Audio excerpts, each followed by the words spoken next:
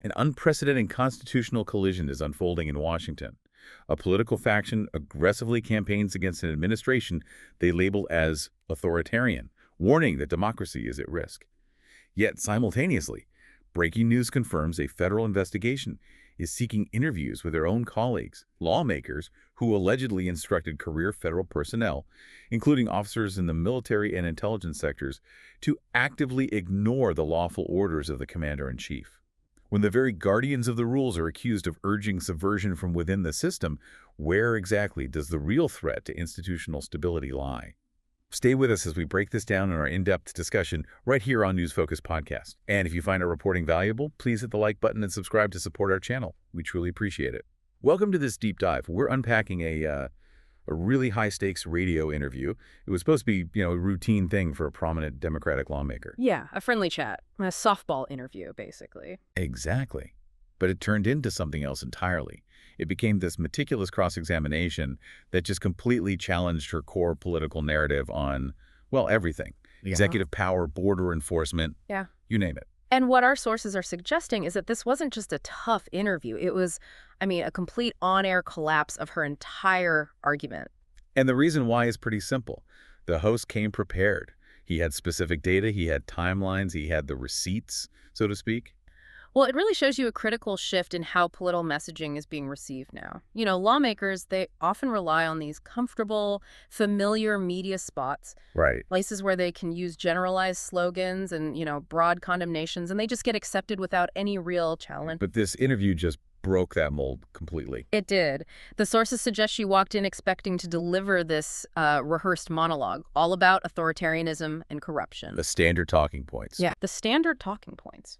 But the moment the host pivoted from that sort of general critique to demanding specific concrete evidence, her whole argument just failed. You could practically hear the change in posture. It went from a relaxed chat to this high-pressure interrogation based purely on the facts. And that focus on facts is where we have to begin. Section 1, the collapse of the authoritarian claim.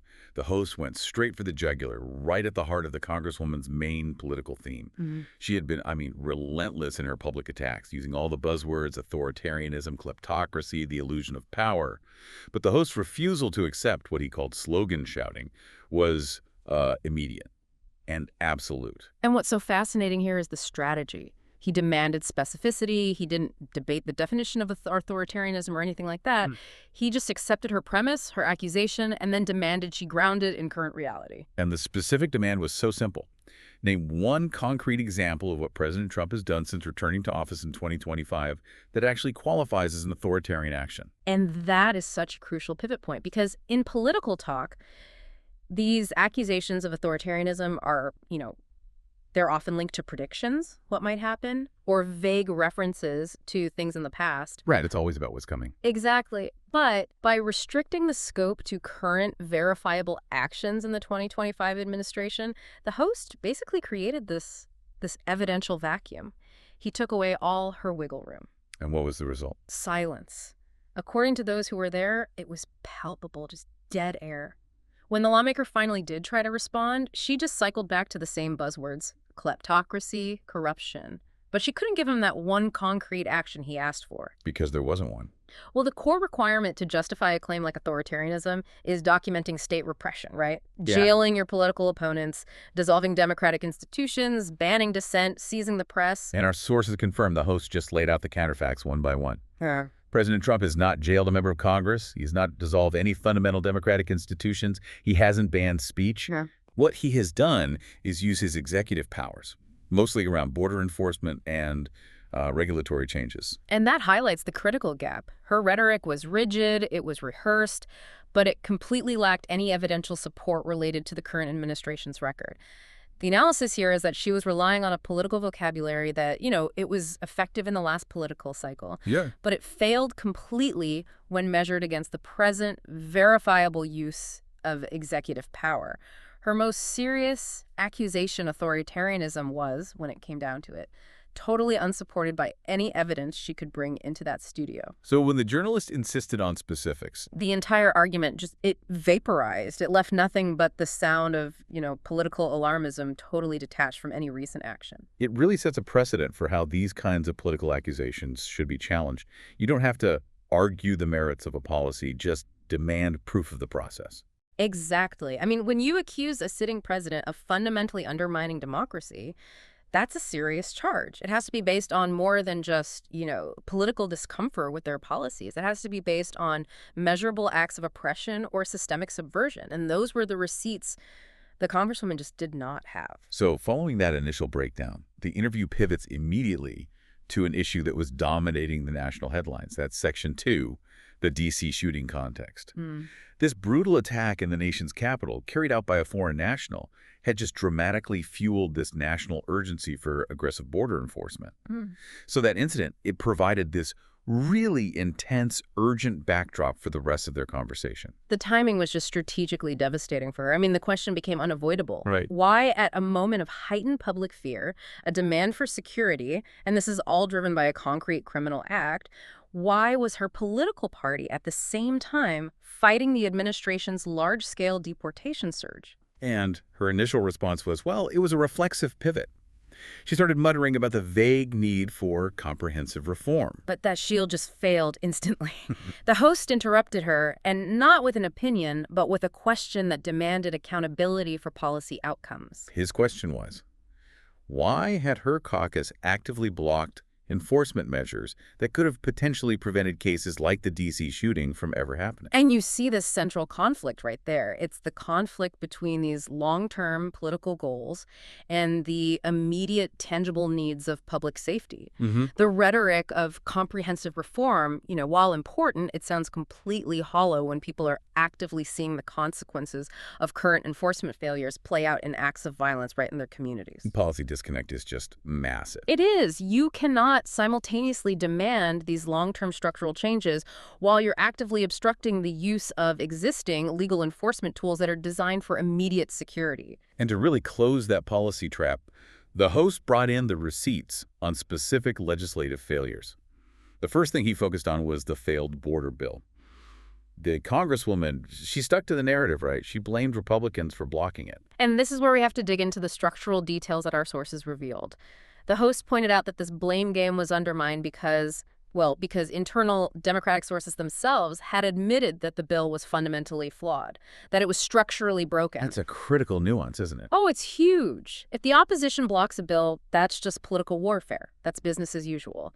But if your own party acknowledges that the bill was unworkable, maybe it offered too little enforcement, or too many concessions that wouldn't actually fix the crisis, then the claim that you're a political victim becomes really suspect. deeply suspect. It suggests the bill was maybe designed more for, political posturing than for actually solving the problem. It totally undermines the sincerity of the legislative effort. And the host, he didn't stop there. He then moved to a comparison of executive authority on the border. He brought up the previous administration's executive orders from 2024 and 2025. And the point he made was so simple, but so powerful. Those previous orders look suspiciously like Trump's, only weaker and slower. And that's so crucial. It is, because it challenged that long-standing political argument that the president lacked the necessary unilateral authority to actually address the border. Let's elaborate on that mechanism a bit. When the previous administration acted, what exactly made their executive orders weaker and slower than what the current administration is doing? So our analysis really points to two key areas, the scope and the implementation speed. For example, during the height of the crisis, the previous executive actions, they often maintained much higher standards for asylum claims processing. They included more exceptions, which really slowed down the removal process significantly. And what's more, they largely avoided using certain broad emergency powers, like the widespread application of immediate return mandates, which President Trump has now aggressively implemented. So the authority was there all along. The source material suggests that the difference wasn't about the existence of executive authority. It was about the willingness to use that authority to its full, maximal legal extent. Which the previous administration was reluctant to do. Right, because of internal political resistance. By contrast, the current administration acted swiftly and broadly, and they often prioritize the speed of enforcement over, say, expanding due process. So this comparison just dissolved the argument that the current enforcement surge was somehow unique or unprecedented in its type of executive power. It was only different in its intensity. And that brings us directly into Section 3, the sanctuary city backfire. Because if the policy failure was, an abstract thing in Washington, the consequences are incredibly concrete in major metropolitan areas. The host detailed the chaos unfolding in New York City, Chicago, and Denver. This is where the political messaging just slams into an immovable logistical reality. These cities, they publicly champion this sanctuary ideal, but now they are fiscally and structurally just completely overwhelmed. Our sources cite specific consequences, shelters overflowing into tent cities, school districts reporting these massive budget deficits because of unexpected enrollment surges. And local hospitals are stretched beyond their capacity to handle emergent, high-cost care. We're talking about real dollars and services. This isn't just an inconvenience. Not at all. In one major city, the public school system projected a need for hundreds of millions of dollars just to handle the influx. That led to budget cuts everywhere else, impacting the existing student populations. Exactly. And the host drove home the irony. The very cities that declared no one is illegal are now seeing their own local Democratic mayors publicly break with the previous administration's strategy. They are desperately begging the federal government for emergency financial aid and, crucially, for enforcement assistance. So the ideological stance of sanctuary, it just proved to be unsustainable. The moment the logistical cost outstripped the local resources, yes. The host's point, which the Congresswoman tried to dodge, was simple. Wasn't this systemic chaos the predictable result of years of refusing consistent enforcement? She tried to reframe it, didn't she? She called it a humanitarian challenge and blamed the opposition for weaponizing the crisis. She did, but the reality on the ground makes that counter-narrative so difficult to sustain. When local constituents see their schools failing and resources being diverted, the problem stops being a political abstraction. It becomes a direct threat to their quality of life. And that refusal to acknowledge the direct cause and effect relationship, that reduced enforcement creates a massive influx, which then overwhelms local services. That's what makes the policy defense collapse. And the host used specific quotes from local Democratic officials, didn't he? Complaining about the lack of federal support. Yes, and that provided the factual counterpoint that this crisis was real. It wasn't something manufactured for political gain. And this leads directly to the political earthquake we mentioned earlier, this demographic shift among core Democratic constituencies. The sources confirm the host pivoted to polling data, showing a hard flip among working-class Black, Hispanic, and union voters. Groups historically considered the backbone of the Democratic Party. Right, and they're reportedly turning hard toward President Trump. This is the so what factor for you, for the listener. The reason this political movement is happening is directly linked to the consequences we were just talking about. The host just cut right through the Congresswoman's attempts to dismiss this shift as, anxiety or misinformation. How did he do that? By citing the specific drivers of the change derived from real-world reporting. He didn't let her get away with generalizations. So what were those specific drivers he cited? They fall into about 3 categories: economic, community stability, and quality of life. Economically, the host cited instances of union leaders expressing just fury over job displacement and the downward pressure on wages in sectors that rely heavily on manual labor. And they were linking it directly to the influx of undocumented workers willing to work for less. Directly. For community stability, he referenced neighborhood accounts of migrant drop-offs happening at 3 a.m. and the subsequent strain on local police forces and neighborhood resources. And on quality of life, the host focused on parents who are angry about classroom overcrowding and the demonstrable strain on local infrastructure. And that detail is so essential. It demonstrates that this political shift isn't purely ideological. It's pragmatic. It's responsive to immediate negative lived experience. If the Congresswoman is defending a policy that she doesn't personally experience, but the core voters are experiencing economic and community instability directly because of that policy, That disconnect becomes a political chasm. It creates an almost existential crisis for the party, doesn't it? They have to either choose to address the material concerns of their working class base, which demands enforcement, or they have to uphold this abstract ideological stance of open borders, which risks permanently alienating that base. And the lawmaker was just completely cornered. She couldn't dismiss the concerns as just partisan complaints. No, because they were substantiated by local government reports and the visible fracturing of these historically loyal voting blocs, it was undeniable. Which moves us to Section 4, where the interview took a very sharp legal turn. Hmm. This is the legal validation and the data contradiction that we're told completely detonated her composure. Yes. The host set what you could call a methodical legal query. It was designed to force an admission about the legitimacy of the administration's actions. And the question was so surgically precise it was. Congresswoman, regardless of your criticisms regarding the intent or morality of the policies, isn't President Trump acting within the full legal powers of the presidency when he orders the removal of undocumented individuals? Why was that phrasing, full legal powers, so potent? Because it forced her to confront existing federal statutes, specifically the Immigration and Nationality Act, the INA. The INA gives the president extremely broad authority over immigration enforcement, especially concerning the removal of those who have entered the country without permission. I mean, INA sections like 212 give the president the power to suspend entry of any aliens he deems detrimental to the interests of the United States.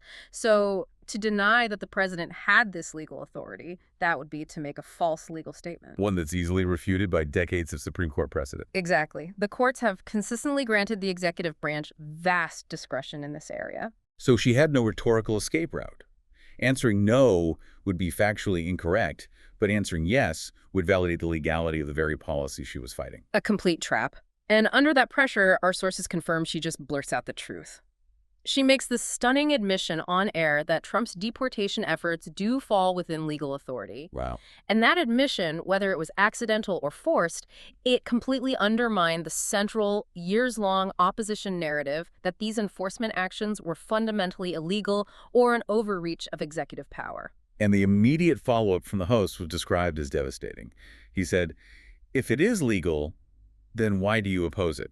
Especially after the D.C. shooting.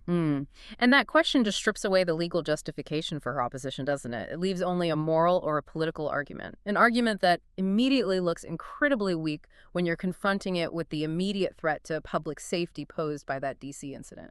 And she tried to pivot, claiming the policy was inhumane. She did, but the host quickly countered with the specific facts of the D.C. case. He reminded her that the individual involved was a grown adult who exploited the system, not some vulnerable family member or child seeking asylum. So that confirmed the argument was no longer about abstract morality. It was about the security consequences of enforcement failure. Right. The structure of the interview had forced her from a comfortable political narrative, past a policy defense, and finally, right past a legal defense. She had nowhere left to go. And then came the data shockwave.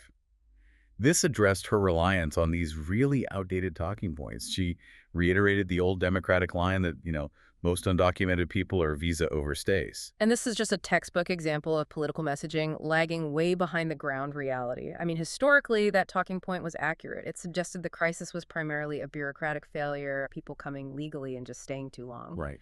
But the host immediately hit her with cold, unspinable data from the Department of Homeland Security and Customs and Border Protection. So what did that cold data show? And why is that distinction so crucial to the political debate? The host pointed out that the visa overstay narrative hasn't been factually accurate since 2022.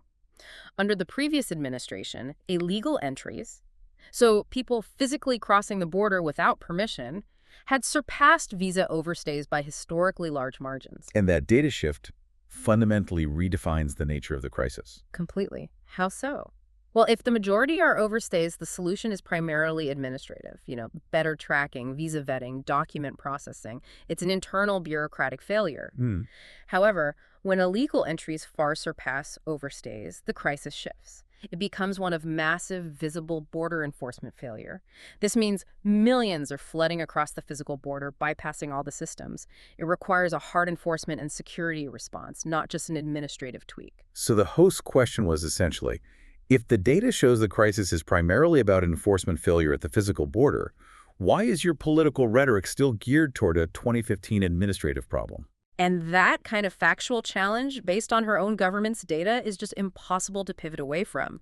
Her reported reaction, the stuttering, the nervous laughter, the attempts to reframe, it just shows the immediate realization that her core factual premise was totally obsolete. Yeah. I mean, when a lawmaker's policy prescriptions are based on data that is 2 or 3 years out of date, it signals either a willful ignorance of the current crisis or a deep inflexibility in political messaging.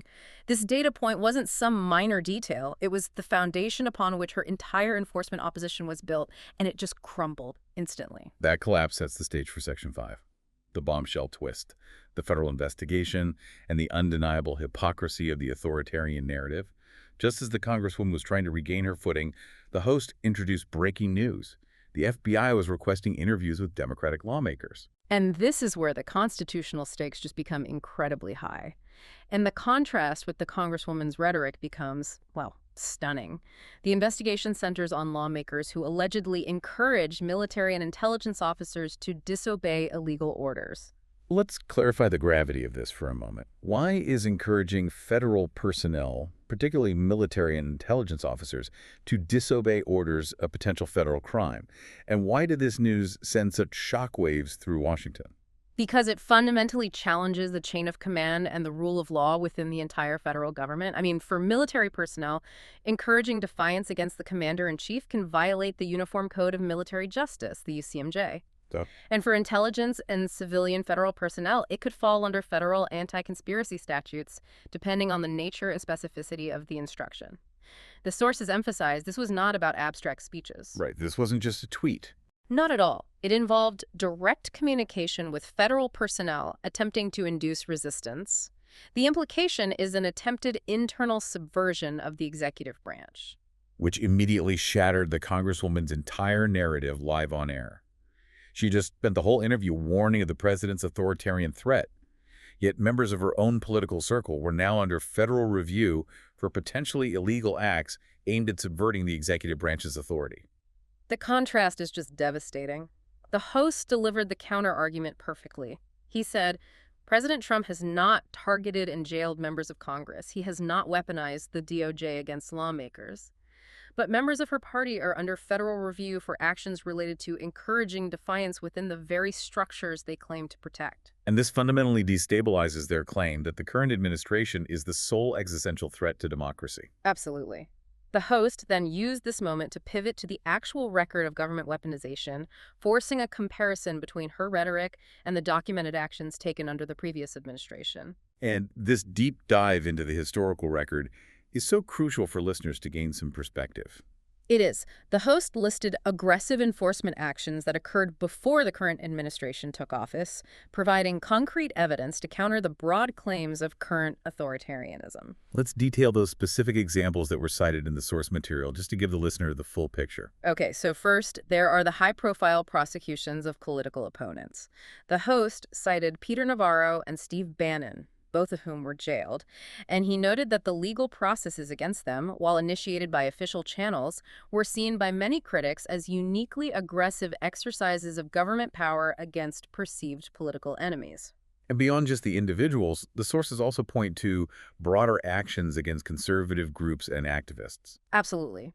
The host referenced the sweep of conservative groups into these mass investigative dragnets and cited reports of hundreds of right-leaning activists being placed under various forms of federal review during the previous administration's tenure. That suggests a pattern of widespread, systematic scrutiny directed at political opposition. Which is a classic characteristic of government weaponization, yes. And perhaps most disturbing, the host brought up surveillance and monitoring programs. Yes, specifically the documented DHS misinformation monitoring programs that reportedly targeted churches and parent groups concerned about school curricula.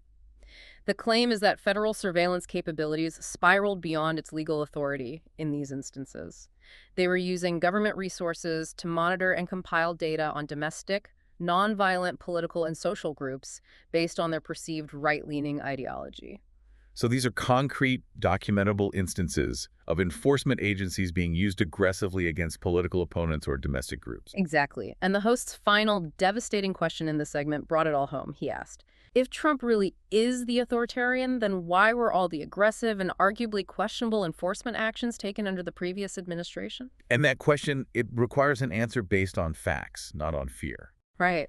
The Congresswoman, she tried to dismiss the list as conspiracy or just isolated incidents, but the hosts immediately shot back that these were all matters of public record. Official prosecutions, real sentences served, documented internal agency memos about surveillance. The point was made. If you are going to use the most serious charge of authoritarianism, the record has to support it. And the factual record of recent government aggression appeared to point in the complete opposite direction from where she was looking. So the narrative of current authoritarianism just cracked. It cracked because the facts of previous aggression were just undeniable. Which brings us to our final section, Section 6. The unavoidable truth. Results versus rhetoric. The Congresswoman was now completely incapable of addressing the political ramifications of the policy collapse she'd been forced to admit. And the host forced that political calculus right into the discussion. He focused squarely on the swing states that are going to decide the next few cycles: Arizona, Nevada, Georgia, and Colorado. And these states are not just political battlegrounds. They're also seeing significant impacts from all these immigration enforcement challenges. The host pointed out this inescapable trend. Voters in these crucial states are turning toward President Trump at an accelerated rate, faster than at any point since 2016. And he was careful to link this political trend directly back to the policy consequences. He avoided, abstract political analysis. He did. He cited specific reports detailing crime surges and the deterioration of quality of life in major urban centers within these swing states, places like Phoenix, Reno, Aurora, Atlanta. Local officials in those areas had themselves linked the rising instability directly to the enforcement breakdown under the previous administration. So that takes the political debate out of the Beltway And places it directly into suburban neighborhoods and union work sites. The message is clear. This crisis is not abstract. It's impacting suburban schools and community stability. And voters are assigning blame based on what they see happening in their own streets. And the Congresswoman tried the old tactic, right? She accused the host of weaponizing the data. She did. But his response was a simple, factual defense. The data wasn't Republican talking points. It was compiled from police briefings, from mayoral statements, from official statewide memos. When local Democratic officials are forced to issue memos confirming a link between enforcement failure and rising instability, the ideological opposition to enforcement becomes politically indefensible to the local voter. The political calculation becomes a matter of security. Who can deliver stability? That's the bottom line. And that is the ultimate conclusion, the simple, devastating logic that concluded the interview and really summarizes all the material we've analyzed. The host just laid out the inescapable comparison. President Trump's enforcement surge is reducing illegal crossings. That's according to verifiable data. The previous administration's executive orders and policies failed to achieve that objective. And cities that were overwhelmed under the previous administration are now showing signs of stabilizing under the current enforcement posture. So the inescapable conclusion for the average voter is simple. Results matter. One strategy demonstrably worked to control the border and reduce the subsequent strain on cities, and the other did not. And that is the political reality. The Congresswoman's talking points, they just cannot survive contact with this objective reality. When she accused the host of adopting a right-wing framing, the host pushed back not with an opinion, but with a recitation of his verifiable sources. DHS reports, public pleas from Democratic mayors, and private admissions from border state Democrats confirming that the current administration's strict policies had, in fact, restored a measure of control that the previous strategy had lost. In the interview, our sources report, it ended not with a final political statement from the lawmaker, but with a pronounced silence. That silence was the final confirmation. The narrative had fully collapsed because the talking points were detached from the objective facts on the ground and the verifiable policy results. Thank you. And thank you to our listeners. This entire event serves as a crucial reminder of the importance of demanding a factual basis for political claims, especially when those claims involve matters of national security, border law, and the fundamental stability of our governmental institutions. The moment political rhetoric is attached from verifiable facts, current data, and observable real-world outcomes, it loses all credibility and, critically, risks undermining public trust in the ability of government to function effectively. It forces the public to ask, are lawmakers talking about the real crisis or merely debating an outdated political talking point? That's all for this deep dive on News Focus podcast. But it leaves us with one haunting question. If the guardians of the rules are the first to break them, who is left to protect the game?